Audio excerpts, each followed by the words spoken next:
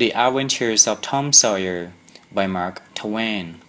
Longman Simplified English Series. Read by Surya Thomas. Chapter 19. Prize Day.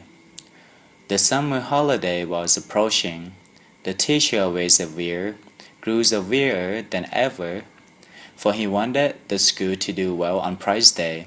His stick was seldom idle now, and Mr. Dobbin's punishments were very energetic ones too. Although he carried under his false hair a perfectly hairless and shiny head, he had only reached middle age and showed no signs of weakness. As the great day approached, he seemed to take a fierce pleasure in punishing the least misbehavior. The result was that the smallest boys spent their days in terror and their nights in planning revenge. At last, they hit upon a plan which promised a glorious victory. As the teacher lodged at the side painter's house, the boys asked the side painter's son to help them. He agreed at once because he too disliked the teacher. Mrs. Dobbins would go on a visit to the country in a few days, and there would be nothing to interfere with the plan. Mr. Dobbins always prepared himself for great occasions such as Prize Day by having a little too much to drink, and the side painter's boy said that he was confident that he could carry out his part of the plan while the teacher was having a short sleep in his chair.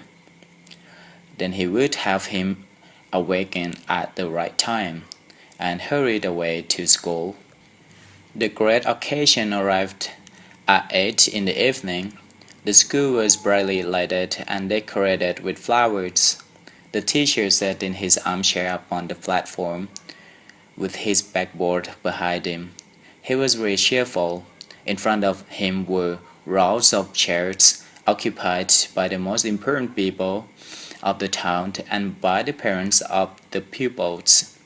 To his left was another platform upon which were seated the scholars, who were to take part in the exercises of the evening. The rest of the schoolroom was filled with the other pupils.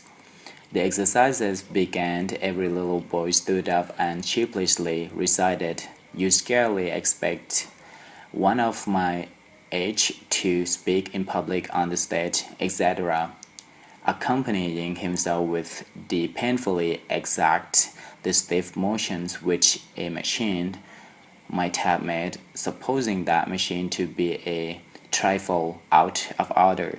A little shamefaced girl murmured, "Mary had a little lamb," etc., was loudly applauded and sat up, blushing and happy. Tom Sawyer stepped forward with feigned confidence and rushed into the "Give me liberty" or "Give me death" speech with fine fury, and broke down in the middle of it. The teacher frowned, and this completed the disaster. Tom struggled for a time, and then retired utterly defeated. That was a weak attempt at applause, but it died early. The boys stood on the burning deck, and other masterpieces of recitation followed. Then there were reading exercises and a spelling fight. The small Latin class recited with credit. The highlight of the evening, original compositions by the young ladies now came.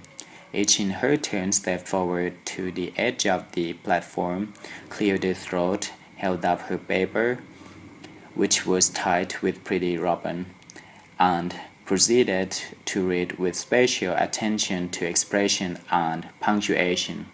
The first prize was won by a black-eyed, black-haired young lady with a mournful expression. Her composition on evasion was considered the finest effort of the evening, and the mayor of the village, after delivering the prize to her, made a warm speech in which he said that it was the finest thing he had ever listened to and that it was worthy of the country's greatest statesman. Now the teacher put his chair aside, turned his back to the audience, and began to draw a map of America on the blackboard upon which to exercise the geography class, but he did it very badly because his hand was unsteady. A low laugh rang round the room. He knew what was wrong and set himself to right it. He rubbed out lights and remade them, but the laughter grew louder, and with good reason. There was a storeroom above, and the entrance to it was just above his head. Down through this opening came a cat hanging from a string tied round their body. She had a rag fastened about her head and jaws to prevent her from making a noise. As she slowly descended, she curved upwards and seized the string with her claws, then swung downwards and clawed at the air.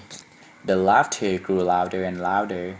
The cat was within 6 inches of the teacher's head. Down, down, a little lower, and she seized his false hair with her desperate claws, held it, and was snatched up into the storeroom in an instant, with her prize still in her possession.